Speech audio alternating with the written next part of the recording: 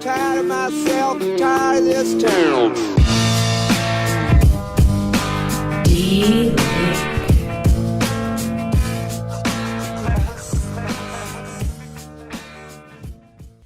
Eminent Waste of Time, episode 85, brought to you by CW Motorsports. I'm Chad. And I'm Steve. And, a little bit different setup this week. We got Steve Mueller here with us. Doug is out of town for Mother's Day. He went up north to see his mom and his wife's mom. So Steve graciously stepped in to fill his spot. And, everybody thanks you, Steve. Well, thank you. Sorry, I look like a bum. I've been laying on the floor working on the razor, and yeah. So what have you been doing to it? I cracked my radiator at the last AXCC race, so it's off getting fixed by CBR. And in the meantime, I dropped my skid plate, cleaned that all out, checked the drive line, that kind of stuff. I didn't have any time after the last race. To the AXCC race, I had barely a week, and I had to fix trailing arms and hubs and everything else that had broke off. So just kind of playing catch up and cleaning everything out. Been laying under it with the skid plate off of it. So there's all kinds of dirt falling on you then. Oh yeah, it was bad. I had to power wash it out. So yeah. So we have other stuff to show everybody here in a minute, but we'll get to that. So how is your Razor holding up so far this season? Because this is its second season, right? Yeah, it's doing good. No major complaints, really. Still kind of working back and forth on some suspension stuff. As we talked about a couple podcasts ago at the AXCC race, it is no longer Dynamics. So manual dual-speed adjusters were put back in it. And that's just because we can't see what the computer's programmed to do, and we can't adjust what the computer's programmed to do. So we just kind of went back to old school that we can control and know what it should be doing to keep working on tuning it from there. So I actually just put some different springs on the front for it a little while ago. That was another thing I was doing. So, but other than that, it's done pretty good. The motor could probably be freshened up. I could tell it's just kind of getting a little bit more weak, but I'm going to keep going with it until it goes. So that's all you can do. So what is your plan? I know a lot of racers try and get 2 full seasons out of a machine, and then they kind of move them on. Are you going to stick with that? Are you going to try and get it through another season, or what are you doing? It's a good question. Probably what'll end up happening is I'll finish out this season on this chassis. Polaris, I'm hoping, fingers crossed, is going to release something new and great and groundbreaking at the end of July, beginning of August. That's when their dealer show is, and basically the new model year models are released. So hoping for something new there to see what it is, if there is something. And if that's the case, I'll probably try to go that route.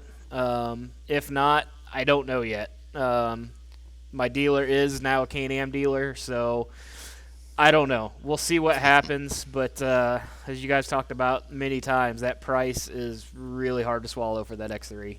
It is. They make excellent race machines. You and I both know that. We've talked about it before in the past, even off of the show. They make excellent race machines, the X3s do. But you're also paying that premium for them. Yep. I mean, Yep. And I know it's kind of price comparable to the top of the line Razor, but I didn't pay that price, so right. we'll leave it at that. But we'll just kind of see what happens and where everything kind of falls. And got a new baby that should be here any day now. It could be any minute. Even. Yeah, any minute. She's luckily she's taking a nap right now, so right now we're safe. Yeah, I told Steve to tell his wife to, hold it in for a couple hours. We got a podcast we got to do. So. So that's happening too. So that's kind of why I'm taking a little bit easy this season as well. So. Yeah, no, that makes sense. It's better to do it that way, and yeah. I guess just play it by ear. So that's fine. I just wanted to get a little bit of an update from you as far as your season, because I don't think we've really talked about it much. at least on air. Yeah, I'm doing pretty good. I haven't really had too many problems, knock on wood. Still holding down first place in Pro-Am Turbo class at AXCC, so I'm okay. I'm just riding it out, and what happens is what happens, I guess, at this point. Yeah. So how close behind you is second place? Do you know? I think it was like 17 points, I think. So that's a fair amount because what is it? First is 25 points or 30 points? It's 30 points, isn't it? I think it's 30, I believe, yeah. And then it's 25 for second, then 21 for third. Yeah. So you would have to like basically not finish a few of them, and whoever is in second would have to win at least one or maybe two in a row to really. Yeah, and the points race, even outside of our classes, is pretty tight at AXCC. So there is no drops, knock on wood, and so everything you get to keep at the end. So hopefully no big surprises at the end of the season, as long as I can maintain what I'm doing thus far. And no drops works out well for a racer like you, who's consistent in being able to finish, but you don't necessarily run the fastest race car out there. Yeah, that's true. And I don't think it works out very well for doing drops for a series owner. I don't. And the reason why I say that is because you could have a racer that makes every single race, and you'll drop their points however many drops at the end of the season, and then you might have a guy that misses 2 whole races, and those entry fees and registration fees. So I don't really understand how it would help a series owner or promoter to allow that. So I think they do it just to allow people that they're like, okay, we know you have a life outside of this. Exactly. Yeah. And so I understand why. Yeah. But I'm with you. I'd rather just say if you can't make it, that's on you. Yeah. I mean, I get it. I totally understand that aspect of it as well, but it does hurt, when you have a guy that comes in that misses 2 races, and then you got a guy that makes every one, and then you yank, 2 races or however many drops at the end of the season from them. So it kind of hurts, and that got me last year, but it is what it is. Yeah, because I believe that didn't that take you from you would have been first overall to third or whatever it was? Or? Yeah, I think it was I had first overall regardless, but I think it took me from first in class to, I think it dropped me to third. I need to look up there on the wall, but yeah, that's what it basically boiled down to. So not a big deal. Still got to carry home a first place something, but Right. Well, hey, it's better than nothing. But yeah, I'm with you. I would rather just say count all the points. If you need to take a drop or something, it doesn't take you out of the running for any of it, but you just don't get points for that when everyone else gets to keep their points. Yep. So that's my opinion, but whatever. Yep. So, what was it? It would have been last weekend at this point that you went out to Iowa with Cam Mapes. I sure did. Yeah. So we didn't send you. You sent you out there, and we said, "Hey, grab some footage, do a vlog style thing for us if you got time." And Steve did that. So we're gonna show you that video here, and you guys watch that, and then we'll come back and we'll talk about some of what happened. All right. So as Kid Rock Best said, I'm headed out west because I want to be a cowboy. Well, I'm not heading out too far west, but I'm heading west to where I live. So we haven't talked about it a whole lot on the podcast, but there is another series in the Midwest that a lot of people might not be familiar with. It's actually based out of Iowa, and it's called the Iowa ATV Hair Scramble Series, or IATV-HSS for short. So I'm going to go over there this weekend and help out Cam Mapes and Brad Mapes and ride along with Cam for this race and see if we can't turn their luck around a little bit. The Mapes actually live up in northwest Illinois, so they're a little bit closer to Iowa than just about any other series. So they were kind of wanting to run this series this year, and the first race is this weekend.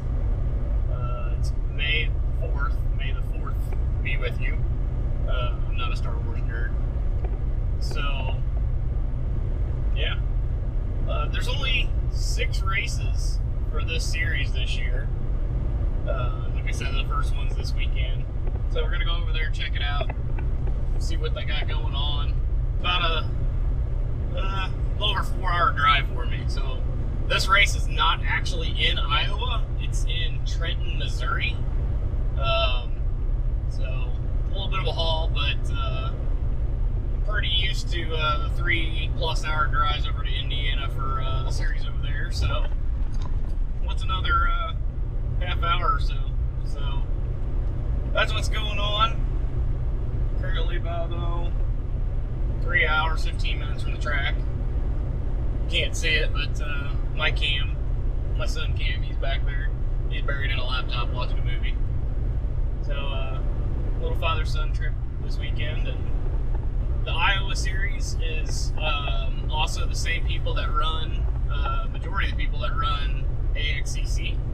So expect to see a lot of similarities there. And yeah, we'll just see how it goes. 3 hours later. Alright, so sit rep. We are 22 miles out from the track. And Brad just messaged me, Brad Mapes just messaged me and said that it's a good thing he didn't bring his semi. As you guys saw on a couple podcasts back, he pulls his race trailer with his semi.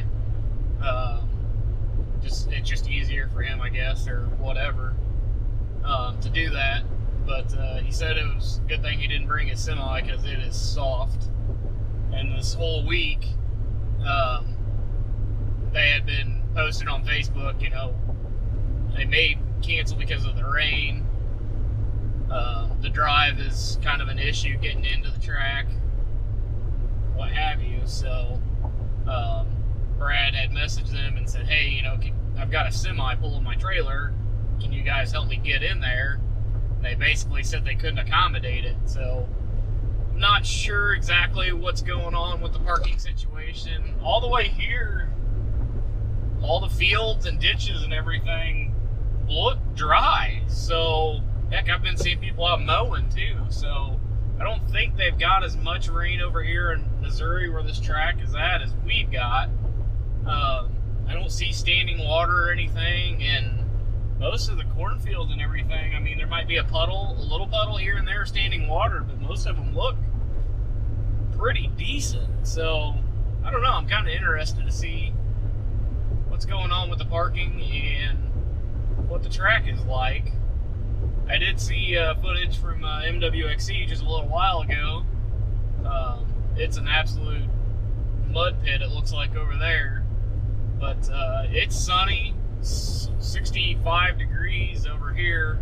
It's been sunny, I think, pretty much all morning. It was sunny when I left my house in Illinois, so I don't know, we'll see how it all looks and how it all goes. I would expect the sun to kind of dry it up pretty good.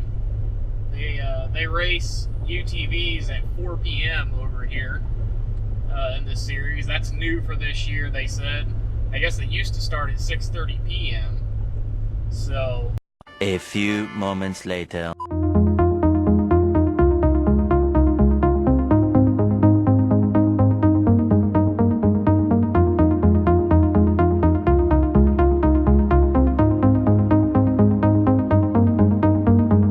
A few inches later.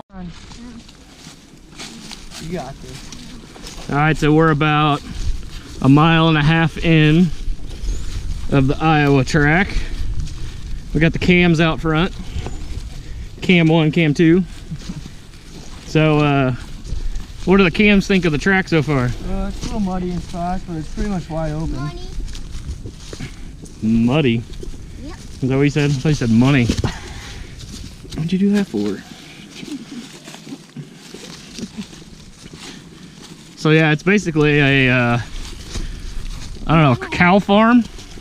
Pasture. Yeah, cow pasture with a creek in it. We've gone through the creek, like crisscrossed through it like 6 times now.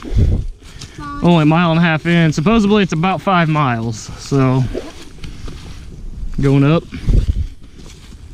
2 hours later.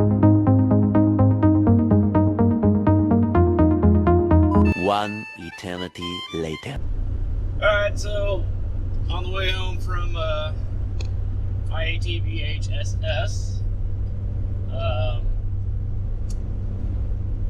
track was pretty good. No real complaints with the track. We just had soft spots in places, but overall it's a pretty good track for what the weather, I guess, has been. The road getting into the track, you could probably confuse it with the track. And I mean that in the nicest way. It is a bad road getting into the track. It was, you actually crossed a creek. It was like a concrete poured spot, but you actually crossed a creek on the road coming into the track. So, interesting. Very interesting. I've never seen an entrance to a track like that. There wasn't very many campers and trailers, and now I know why. They were kind of warning everybody. So, yeah, it was a good experience getting to check out the Iowa series. And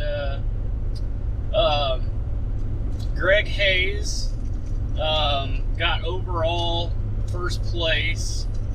And that's what I saw when we walked up and looked at it before we pulled away from the finish line. So I'm assuming he won, but there's no live scoring that I could find for Iowa, so I don't know exactly how everything panned out. Cam and I got 6th place in UTVA class, which I guess that's best comparable to your heavy or 1000 NA class. He had some issues with the car. At one point he didn't have brakes, and then at one point we thought there was a brake caliper hanging and the belt was just roasting. So I had to back him down and we just went for a finish. So he did finish, so I think he was pretty happy. And they're going home on the trailer with all their parts and under its own power, which is always a good day in my book. So that's what I know. And I'm 3.5 hours from home. All right, guys. Hopefully you all enjoyed that. Steve, thank you for collecting up all the footage. I know personally how it's not always super easy to make sure you always have a camera in your hand and capture everything that's going on out there. That's true, and trying to drive and everything else. So it was probably boring a little bit there, and there wasn't very much footage of actually on the ground per se, but it's something. So. Yeah, it's hard to do, isn't it? It's harder than people think it is when you're trying to capture all this. Yeah, and I was trying to keep the camera as steady as I could. It was okay in the vehicle, but like walking the start line and getting video, that kind of stuff, even with like stabilization turned on the GoPro, I didn't realize how bad it actually was. So yeah. Well, that's where all those fancy gimbals and everything else that we buy. Yep. That's where that comes into play. You'll have to loan those out once in a while, so I can do that. People can get you some footage. I can do that. We still need to plan the Women of Racing one. Oh yeah, the wives and the girlfriends who come along and do all that. We're kind of waiting for your wife to get done having the baby so she can participate in that. Yeah, we were talking earlier. She thinks she might try to make it to the Oklahoma AXCC race in June. That's the weekend after my birthday, so we'll see how that goes. So yeah, that's a long way to take a pretty young kid at that point. Yeah, she's trying to master up some big plan to figure it all out. So I don't know. We'll see. Whatever. We'll figure it out, I'm sure. Mm-hmm. So, all right. So, what place did Cam end up finishing? I know you said it in the video, but I don't remember off the top of my head. He got 6th place in class, and I think it was 18th overall, I think. as kind of said in the video, he had some mechanical issues. We were really trying to test some stuff out. He's been having some clutching issues. Been trying to help him get those sorted out. So we went out on the first lap, and we weren't but a few minutes in, and his belt temperature was already like 260 degrees. Yeah. So it was basically survival mode, trying to finish and stay with some form of points finish, and that's exactly what he did. So there was a spot in the track that I wanted to kind of talk about, and Okay. I'm not picking on the series or the people at Cut or anything like that, but there was a spot in the track that he got passed on, and it was an illegal cut, basically. Right. And I'm going to try this, so we're going to see how this works. I just wanted to show everybody what it kind of looks like. Cam is now running an Ames data logger, which does GPS logging of the track, just like the AXEC Pro racers have to have. Yeah. Is he running the same unit you are? Yes, he is running the MXUTV model that data logs everything from the vehicle itself and as well as the GPS. Yeah. I'm going to start my recorder here, and hopefully this works out. And kind of show everybody what this kind of looks like. So, again, I'm not trying to pick on anybody. Things happen. I'm just as guilty as the next person. Part of the problem is, at least with my issue, is tunnel vision. I get tunnel vision really bad, and I just follow, the disturbed ground or the trail or whatever you may call it on the ground, and that's got me in trouble several times, especially when multiple, side-by-sides take a cut or something like that, or Right. it's even got me to the point where I might end up following the ground and end up on a UT or on an ATV or dirt bike track. So it's a big problem that I have, and I get it. I understand it. And sometimes the track isn't arrowed out very well, so it can be a problem, and I get it. I just Right. wanted to more or less kind of show what this looks like. And I'm in Google Earth right now, so this is actually the track as recorded by the AIM data logger's GPS in the vehicle. And what you're actually looking at right now is Cam Mapes lap 1. And so you can kind of see the overall track here.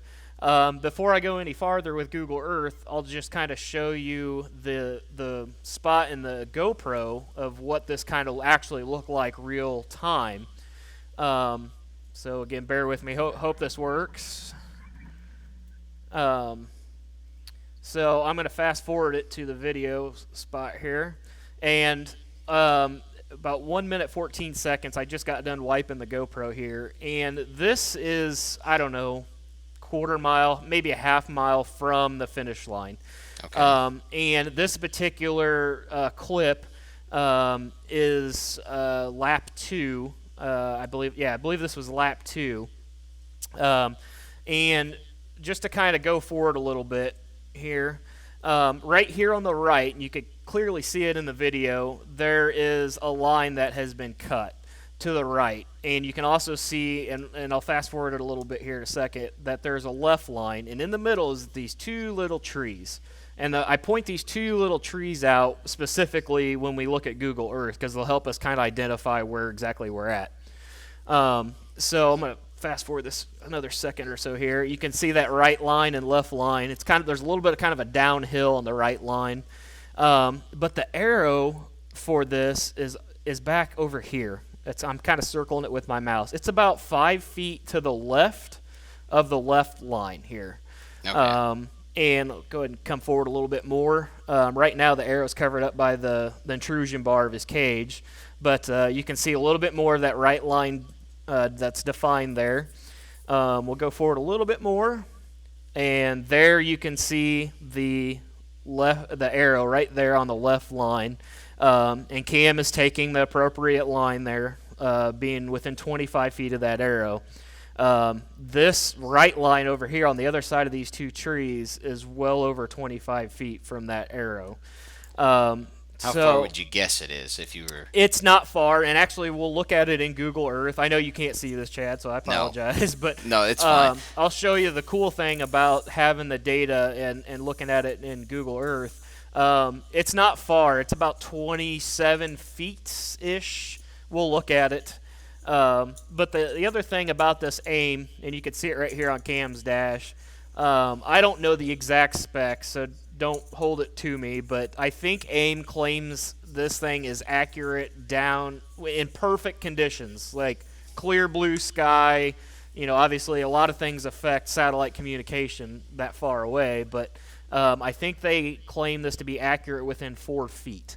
So that's something you have to kind of consider a little bit here, but that's also why I wanted to show the GoPro footage, because I'm pretty sure we didn't walk this portion of the track.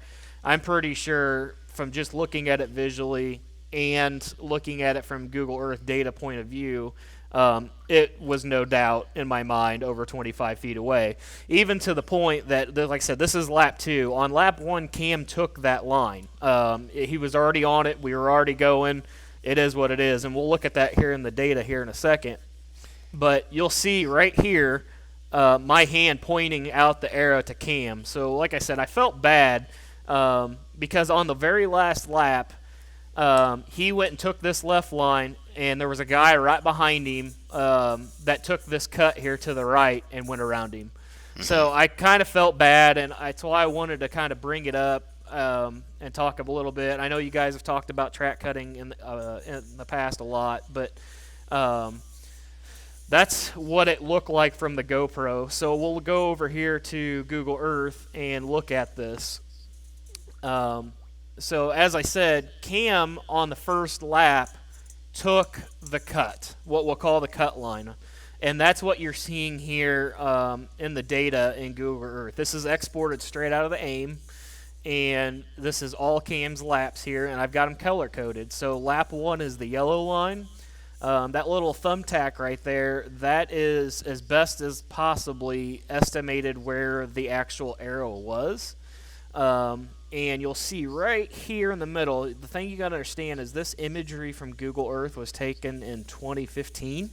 So you could just barely make out these two little trees right there. So now what I'm going to do is turn on his lap 2 where that GoPro footage was shown. And you'll see that Cam is within just inches, maybe even feet of that arrow or that thumbtack that I have there representing the arrow. Now, like I said, on lap 1, he took that line. It's just that tunnel vision, nobody's fault. It happens. Like I said, it happens to me. He took that line because he was following the ground and he wasn't paying attention to where the arrows were. And you'll see that it was on the other side of those two little trees right there. I can zoom in a little bit more, but it gets a little pixelized. And then on lap 2 and all the rest of his laps, you'll see that he ended up taking that far left line closest to the arrow. And again, you'll see these lines, they're not directly on top of each other. And that also, again, comes back to how accurate that AIM is in recording the GPS spots. So there's a little bit of a variance there. I just kind of split the difference a little bit and used lap 2 as the reference when talking about this. So I'll turn those other laps back off. But what I want to show everybody is how this can be done after the fact, and you can go back and kind of look at things. I'm going to turn the ruler on here in Google Earth, and I've got it set to feet. And what I'm going to do is I'm going to take it from right here at the arrow to that line that Cam took on lap 1, and you'll see 30 feet, 29 feet, depending on where on this line I put it. Right. So, again, even though visually in the car with the GoPro footage, we were looking at that during the race, and you saw me on lap 2 point to that arrow, I like I said, I felt bad because on the very last lap, lap 5, Cam took this red line as he should have and stayed in within that arrow, and somebody took this yellow line or that cut line and actually passed him. So, again, not picking on anybody. It happens. but I just wanted to go out and with some data behind it and GoPro footage and show everybody what it kind of looks like high level. And yeah, that's kind of what we got there. And like I said, I felt bad for Cam, but this AIM is changing the game. It really is. I don't know how much AXEC is using it quite yet at their levels, but I love this thing. I'm a data nerd, and it shows you all kinds of good information. It's helped me figure out several problems, but you can, like I said, you can export it right here into Google Earth, and you can look at the track and look at the terrain and look at certain things, and it's pretty cool. So yeah, it is neat, and I think technology coming into the UTV world, because up until this point, I mean, if we look at buggies in general, the dynamics coming out, that's really like the first technology boost, and the Ride Command system. I would say Ride Command was first technology boost into the UTV world, and then the dynamic suspension is technology boost number 2, and now I would see the AIM system really being technology boost number 3, and it more really applies to racing, but there's good useful stuff that could be tied into that in other scenarios. But I think it's a good thing to have. Something that does come to mind that could be used with the AIMs, even if you're not a racer, is you've seen the what are they called, where you track the RZR basically, and it sends out a ping to cell service if they're lost or someone like that. Someone can track where you were if you're out riding in the middle of nowhere. Well, if you tie that into the AIM system, where it's been data logging where you were, and it's to satellite, as soon as you get any sniff of cell service, if it all of a sudden can send your last information of all your track, not just like recorded one pin drop points like what the current systems do, that makes a big difference. yeah.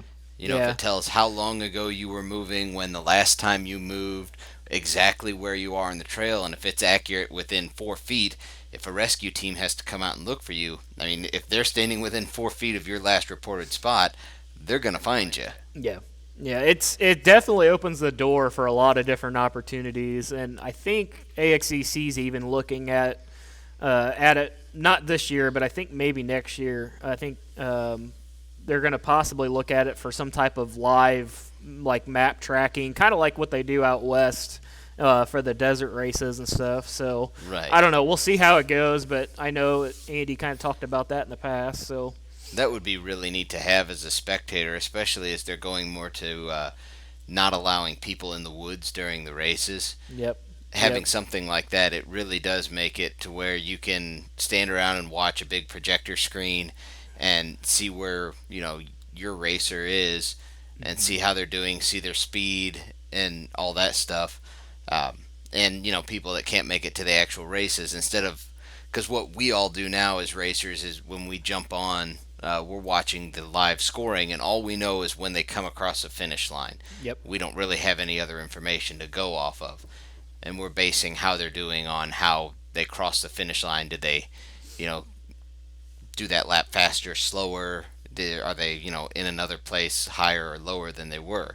So, yeah, things like that could really make the sport more viewer friendly, especially. I'm thinking TV-wise even, but, you put that kind of thing on the TV and you have some cameras positioned around, it starts making it more of a spectator sport instantly. Yeah. Yeah, and I the other thing, too, like I said when we were going through that, it's not to pick on anybody. It happens. Things happen. Yeah. But there's also deliberate cuts, and I really think that's where the AIM really is helping to try to put a stop to that. There's only so much the series can do. You could have 2,000 track workers and miss something. So the fact that each vehicle, at least in the pro classes, is tracked, I think is really huge and helpful. And like I said, you can, like I just did there, you could drop the data right into Google Earth. There's all kinds of different export options. You might have even seen some of the videos I've done for Cam and Devin and myself, or you can actually take all the data from the race and overlay it on top of your video, and you can actually have as much as a live view of what you did during that race on top of your GoPro footage. You know, every time you hit the brake, gas, what your RPM was doing, your belt temperatures. So there's a lot of good to it. I really, like I said, before AXCC even required it, I was looking into doing it, and I'm glad I have.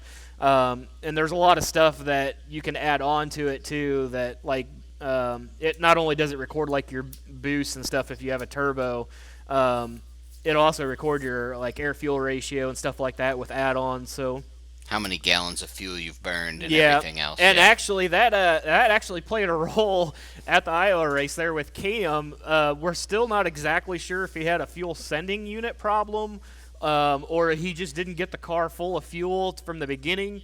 But we were, I don't know, 3 laps in maybe not even quite that, and he looks down and he goes, "Oh no, we're almost out of fuel," and it was down to like 2 bars, 1 bar. And I was like, well, that's odd. And we look up at the AIM, and the AIM calculates based off your fuel injector trim. Yeah. It calculates your fuel flow. And from what I've experienced on mine, it's pretty close. Yeah. It's not nothing to be like, oh, it's not even close. But it's been pretty close. So I look up at the AIM, and I'm like, dude, you've only used 2 gallons of fuel. So either the fuel sending unit is acting wonky, or you didn't get enough fuel in the car, but we're going to go until we run out. And right. we never ran out, but when we got back to the trailer, it was actually flashing low fuel, and I think we used a total of 3 gallons, I think, for that whole race in his. He's in an NA 1000, so it don't use near as much as the turbo cars, but yeah, it actually came in handy right there.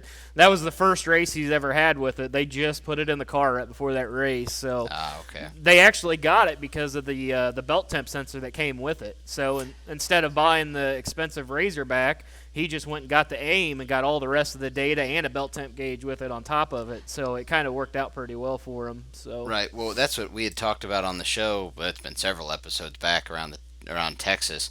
AXCC for round 1, and when I was talking to the AIM guy who was out there at Texas, so an AIM device like what you have is $600, right? Yeah, it's retail. Yep. Yeah. So, and there's not a whole lot of dealers that are cutting deals on those if you just go out and buy one. But a Razorback belt temperature gauge, which is just your belt temperature gauge, is $300. So yes, it's more money. I'm not arguing that, but I think, the Mapes came to the same conclusion I did. If I'm going to buy the belt temperature sensor, why not spend another $300 and I get all the rest of this data that I would love to have anyway. Yep. That if I tried to put on other ways would be thousands of dollars. Yep. And the other cool thing about it is you can take it to multiple cars. So you can basically unclip it from the dash and take it with you. You may not have your belt temperature because obviously that gauge that sensor is wired into the car, but you could take it over to another Razor and plug it in, or if you had the cable for the Can-Am, you could go plug it into a Can-Am. So people like Barry and those guys that have a Polaris and a Can-Am, they could actually get by with one and just have the cable for that car. Yeah, just buy the separate cable for the 2 different ones and you're all set. Or if you're going to trade in your Razor or something and you have an AIM on it now, and all you do is you just pull the head unit off, leave the wiring in there because it's not worth pulling it out for you. And if you're going to an X3, you just buy the X3 wiring harness, plug it in, put your AIM device up on it, and you're good. Yeah, and there's really not even much to the cable, at least on the Polaris. Yeah, you have the belt temp sensor that runs back to the back, but the cable that gets its power, data, everything from the ECU plugs right into the ECU plug on the firewall. So you have basically a 2 or 3 foot cable, and it literally plugs right into the factory plug, and it gives it its power, everything. It's done. So then obviously it's GPS and everything. It reads from itself. So it doesn't just use GPS. It uses like the European satellites as well. I can't remember, GLONASS or something like that. So it uses kind of a combo, but it's pretty cool. So that's why I wanted to kind of show. I didn't show any data or anything like that directly from the AIM itself, but it's one of those things you open up the program and you're just mind blown at everything that's in there, and you can see just about anything that happened to that car, during a race or whenever. It actually records, I think, anytime you turn the key on, I thought the AIM guy said anytime over 7 mile per hour, but I've had it actually record in my garage idling, so I don't even think the 7 mile an hour thing starts it, but pretty much anytime you turn the key, yeah. I think the 7 mile an hour starts the GPS. Maybe that's tracking. what it is, yeah. So it's still kind of a new technology and everything, at least on the side by sides. They've been doing cars and automotive and motorcycles and stuff for quite a while. So this MX UTV was just formally released not too long ago. So pretty cool. Yeah. But that's why I wanted to kind of show it. And like I said, I felt bad because not only did Cam have troubles with the car throughout the race and we were backed off, but once we knew we were home free and coming up to the scoring and there was another guy on him, I said, go for it. Go back to full race pace and let's see what happens. And that right-hand line, the guy just went whoop right around him. And so I kind of felt bad, but it happens. I mean, it's just how it is. And so this weekend, Extreme was running yesterday. Yep. Do you remember the finishes on that? At least the top three. Yeah, I think it was Colin Cornelius, I believe, and he was in an RS1. Devin Smith, he had a little bit of belt trouble. He's been doing some testing and stuff with some belts, and he had some belt troubles early on. Got out, swapped the belt, and got it back out on the track, and he came in on second. And then Paul Johnson rounded out the number 3 spot in his 1000S. Those are obviously unofficial, but that's what we know what happened yesterday. So yeah, and then Crossroads is running today, the side by sides, and they're still running or just finishing up. But so we'll wait and hear all that. Yeah, I think probably next week. Last I heard, Bannon was doing pretty good, battling around with Brad Ashby. So we'll see what happens after we're done recording here. What actually ended up happening. So. Yep. So that's neat. So we got a couple quick little segments here, and then actually we're going to be bumping up against the 1 hour mark really soon. So we're going to try and keep these as short as we can. So let's say you're new to racing, and you're wanting to go out and you're wanting to run your side-by-side. I fully applaud that, and I think anybody out there on the starting line will help you. But what to expect when you pull your UTV up to the starting line? You've read all the rules, you've done everything you can, all your research, but a lot of this information just isn't on any of the website for any of the series, really. So I'll kind of start, and Steve, if you want to fill in with some other things that I missed, because I'm sure I'll miss something.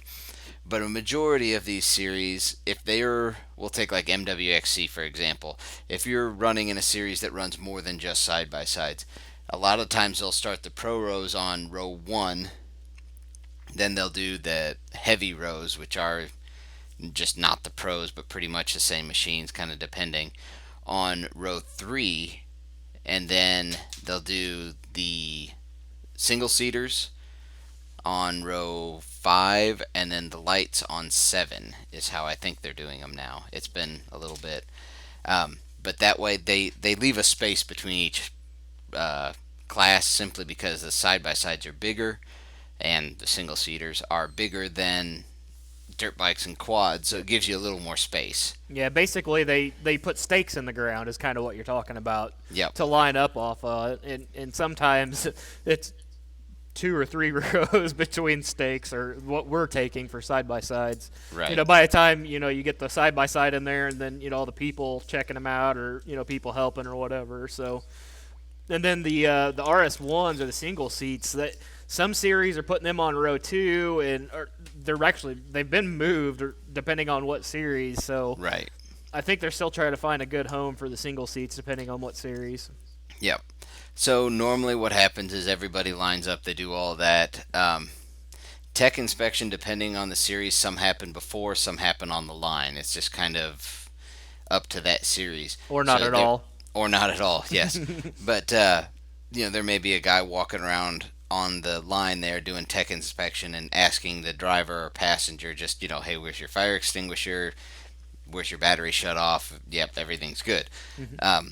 Some of the other things that you'll see when it's actually time to race, they normally give you a couple minutes to get in and get strapped in before they start all the next things that happen. But I would suggest kind of being there at your car, not necessarily being strapped in, but sitting in the seat, being ready to go. I tend to not like to wander too far from the race machine once we get to the line.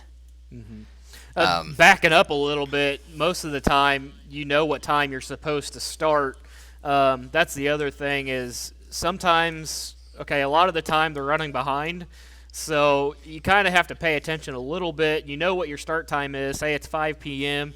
You may want to be up on the line at 15 till, or if you know or can clearly see that there's still ATVs out racing on the track or dirt bikes out on the track or what have you, you probably have a little bit more time. So you got to kind of keep that in mind about when you go up to the start line. Right. So once everybody's up there and we'll say, it's now race time, most series what they're going to do is they're going to do a prayer. Just kind of say a prayer for protection and everything else. And they do that, and then they'll play the national anthem. The national anthem plays, and everybody pretty much starts their machines and finishes any warm-up sequence that they have. And everybody's kind of a little different. And they'll give, 20 seconds for your machine to warm up. So if you're a person who likes to warm it up, or your machine is particularly cold-blooded, you may want to do your warm-up prior to any of that going on.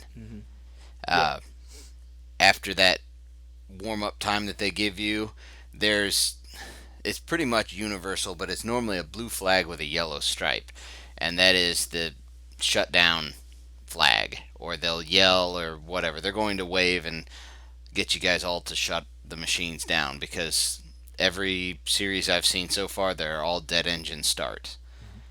So they're going to wave the flag and have everybody shut down. They're going to announce the pro row. We'll say that's who's starting now. They're going to talk about it, maybe announce some of the racers that are going, and they're going to... Now this is where some variance happens between AXCC and the Iowa series versus some of the Indiana series. Andy Kiner from AXCC and in the Iowa series, he has a board that he holds up, and he calls 10 seconds, and he holds it up in the air, and he drops down To start the race. to start the race. And when he says 10 seconds, it is not going to be exactly 10 seconds. The ruling on pretty much every series is when they say 10 seconds, it can happen anywhere between 3 to 10 seconds. So there's a big variance. And the starters always try and vary if they know what they're doing, so that you can't be timed. But like MWXC and IXCR, what they do is they have a green flag in their hand, and they hold it on the ground, and then after they call 10 seconds, then the flag comes up anywhere between 3 and 10 seconds. So it's when that flag leaves the ground. It's go time. It's go time. At that point, you turn the key and stick your foot to the floor, and hopefully you remember to put it in gear. True story. And then you play ping pong off everybody else trying to make it to the first turn. Yeah, you get up to 40, 50 mile an hour, and you're bouncing off other cars going into the first corner. If you do forget to put it in gear, don't worry. Everyone has done it. I'm pretty positive every racer who's ever raced has done that at some point. Sometimes multiple times. Yeah, it happens. That was Steve jabbing at himself. Yep. I've done it. I've done it once. I know. Yeah. And Steve did it a couple times. Yep. His wife even yelled at him. Yep. It happens. Bannon's even saved my butt a couple times riding with me. Like, hey, you got it gear? Oh, nope. Yep, now it is. Now we're good. So, yeah, it happens because you're revving it up and not ready. That's where a good co-driver is really helpful. Yeah. So, did I miss anything that you can think of, Steve? No, also, like I said, it depends on the series. Sometimes, like at AXCC, there is two classes, one class, but it's kind of split row. Yes. So everybody's kind of changing and doing weird things right now with how the starts are going. I think Extreme, you can be on any row and still be scored in the same class. I know there was some... They put a Facebook post up kind of talking about it. I didn't fully understand it, even though I raced it, but I took off on row one. So there's these scoring systems are kind of changing, and they're just kind of different formats and different systems. So like at AXCC, they may hold everybody back. I know GNCC did this too, and they may tell you, okay, you go to row 3. What's your name? You go to row 4. So you just got to kind of play it by ear. But generally, what you described is kind of the norm, I should say, for around here. Iowa, I learned last week, they're just kind of like AXCC. You may have a small section of, I don't know, 4 or 5 cars on row 1, and then, to the left of that or to the right might be another 4 or 5 cars. So they might start the first section first, give you 30 seconds, and start the second section. Kind of like a split start is basically what it's called. Yeah. So it's just one of the best things I think you can do, and you've talked about it, is go out to the series before you even show up to race it and just watch and observe. That helps quite a bit. And not only that, you could help out by doing something. You can learn a lot by just going out there, once or twice and seeing how things operate. Yeah, ask a few questions. Most racers are pretty helpful, and they'll answer any questions you have. Yeah, absolutely. Well, believe it or not, we've actually burned up the whole hour already. Cool. No trivia. No. I mean, other than the trivia. Yeah, of course. There's always going to be the trivia. You love trivia, don't lie. Nope.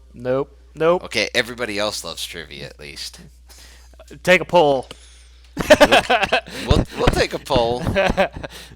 We'll see how many people like the trivia. All right, good enough. But you're stuck with trivia for this time anyway. So. All right. All right, you ready? Let's bomb this. Let's do it. All right. Question number 1. So the 5-second rule, like you drop food and it's okay if you pick it up within 5 seconds. Okay. Is that a valid rule? Does it actually matter if something is dropped on the floor and it's been, we'll say, 2 seconds and you pick it up versus 7 seconds? I'm going to say that's invalid. You are correct. Yep. Yeah, that rule actually doesn't matter. If it falls on the floor, it has hit the floor, it has collected what germs and whatever it's going to collect. And bacteria, yep. All right, so speaking of bacteria, question number 2. Wearing headphones for 1 hour, which I have been and I'm sure you have been, increases the bacteria in your ears by what percentage?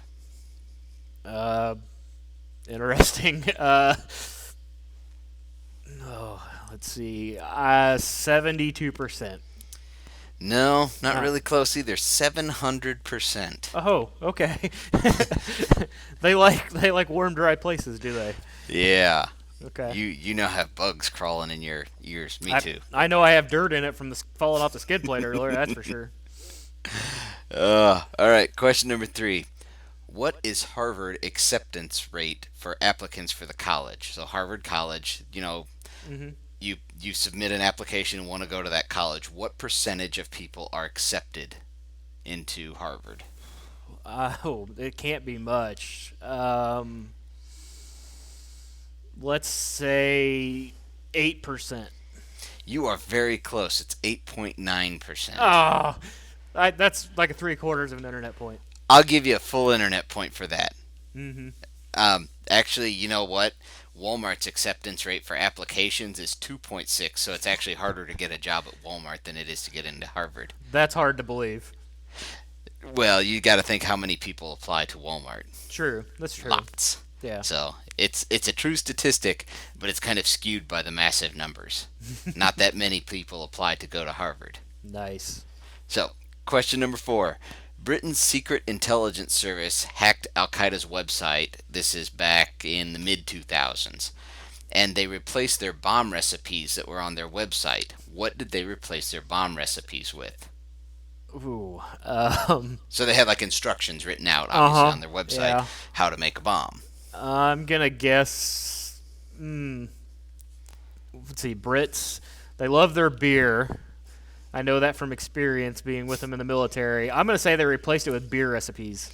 No, they replaced it with cupcake recipes. The second guess was going to be cookies, so that's funny. I am all in favor of that. That's awesome. I was waiting to see a suicide bomber going in with cupcakes strapped to his chest. They would probably try it. All right, question number 5. In the year 1300, what was the average life expectancy of a man? Oh, 13. Wow.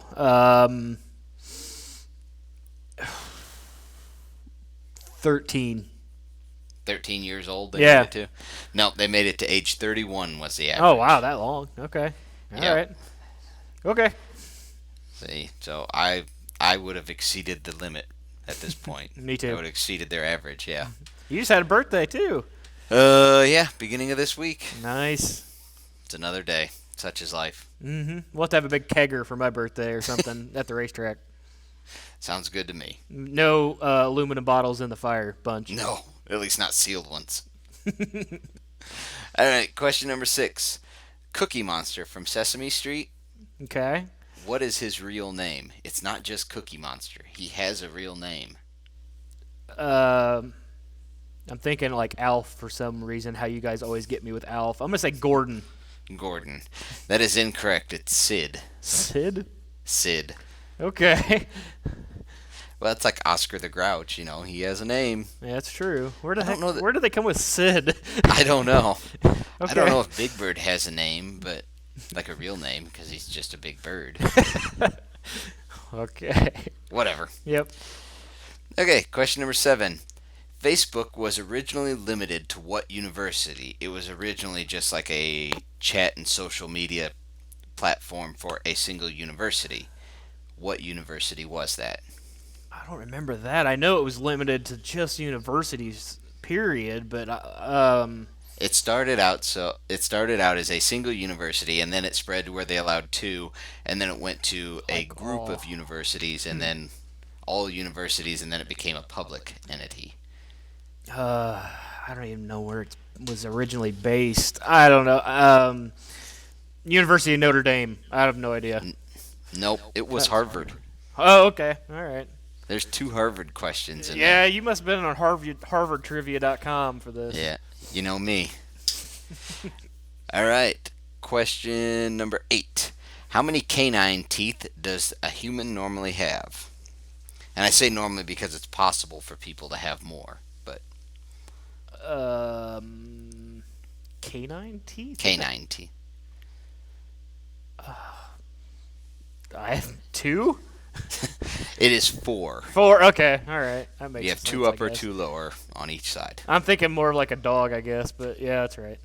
Yeah, well, you have 2 upper and 2 lower, Yeah. 1 on each side. But you get what I'm saying. Show with my first instinct. Yep. Okay. Question number 9. What 2 colors are most often confused by people who are colorblind? Red and green. That is correct. Mhm. Yep. Are you colorblind at all? Nope, but I know you are, and you have problems Yeah. with the arrows. Yes. I can, yes. So, quick side note. We'll call this a stupid stuff with Chad, although it's not stupid. And I had talked about it, I think, before. But if anybody is colorblind, seriously go check out those, like, colorblind people glasses that you can see. You know what I'm talking about? The ones Yep. where it makes Yep. you be able to see colors. You can rent those at local libraries now. Really? And yeah, because they're not cheap. They're like $400 or $500 if you go to buy a pair of them. Yeah. I tried them and it was amazing. I'll never forget what green looks like, although I can't see it, like, you know, because I don't wear them on a regular basis. Yeah. But I'll never forget what it looked like in my head. So. Nice. Nice. All right, question number 10, last one. What is the chemical symbol for lead? So you know on the periodic table how it has letters representing each symbol or each chemical. Yeah. What is the one for lead? Isn't it Lu? No, it is PB. Oh, I thought. Okay, yeah, I totally bombed that one. Yeah, it's fine. Some of them are tricky. Some of them, like, you know, I don't remember them all. It's been way too many years since I actually needed them. Some of them are, we'll say nitrogen is like Ni. I don't remember if it is or not. But like lead is PB. What does that have to do with lead? It doesn't. It doesn't lend itself to being easily identified. Yeah, it's interesting. So, all right. Well, we want to thank you guys for watching all of this. If you guys want to subscribe and like and follow, you can find us on YouTube at Eminent performance, and you can find us on Facebook at Eminent Racing, Instagram at Eminent Racing. We want to thank all of our sponsors, CW Motorsports being our title sponsor. If you guys are needing some Razor parts, either used Razor parts, or if you need a rebuilt diff, or if you need a transmission, or whatever you guys are needing, they're definitely the guys to go look for. They will hook you up with whatever you need. Great people to deal with. They'll get you back out on the trail. Also, Spanx Fab, he makes cages, A-arms, radius rods, whatever you need as far as protection for your Razor or X3 or whatever side-by-side you got, he can get you set up. We also have TGM Off-Road, a great group of guys. They go riding, they eat a lot. Good group based out of Texas, but they have rides throughout the country throughout the year.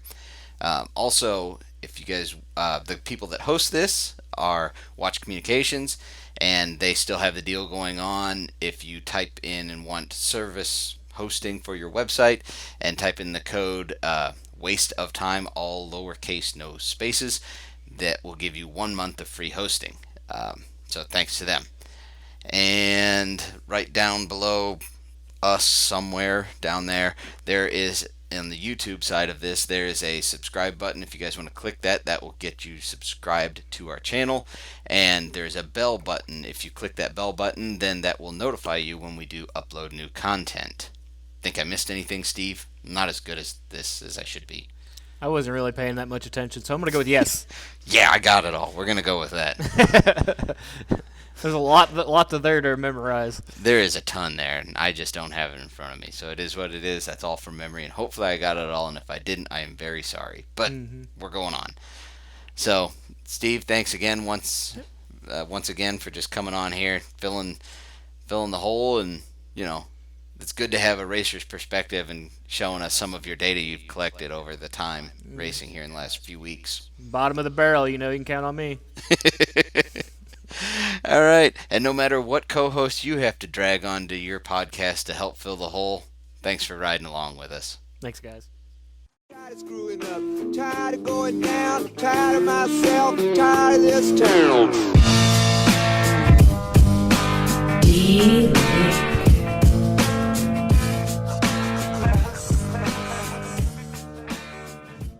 Did you see that Bubba Belair said they don't make king cakes only during Mardi Gras? What is that all about? Yeah, it's like I said to him. It's not fruit. It doesn't have a season. It's crap. Yeah, we need king cake. We need king cake.